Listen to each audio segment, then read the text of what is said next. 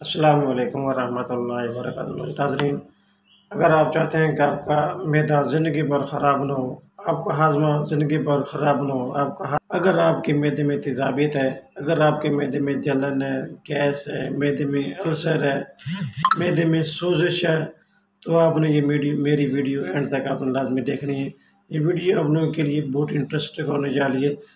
आप पूरी यूट्यूब से रिसर्च कर लें, आपको ऐसा नुस्ख़ा नहीं मिलेगा। ऐसा नुस्ख़ा बताने जा रहा हूँ जिसके इस्तेमाल करने से आपका जिस्म भी मज़बूत हो जाएगा, सेहतमंद और तगड़ा होगा और आपका मैदा और हाज़मा इतना ताकतवर और पावरफुल हो जाएगा कि आप जो भी इस्तेमाल करेंगे फ़ौरन हज़म हो जाएगा। तो ऐसा कौन-सा नुस्ख़ा है जिसके इस्तेमाल करने से आप इन तमाम बीमारी से बच सकते हैं? लो जी, कॉपी पेंसिल चॉक लो तो फिर नुस्ख़े नोट कर लो।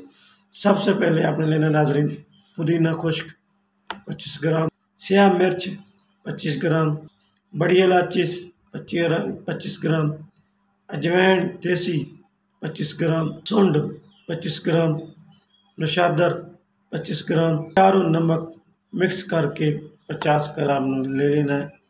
50 ग्राम आपने इसका ले लेना है। इन सारी चीज़ों को आपने कर लेना है मिक्स करने के बाद आपने इसका बना लेना है सफ़ूफ।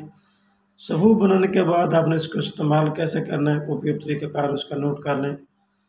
खाना खाने के बाद आधे घंटे बाद आधा चम्मच इस सफ़ूफ का आपने नीम गर्म पानी के साथ इस्तेमाल करना है। आधा चम्मच नीम गर्म पानी के साथ आपने इस्तेमाल करना है।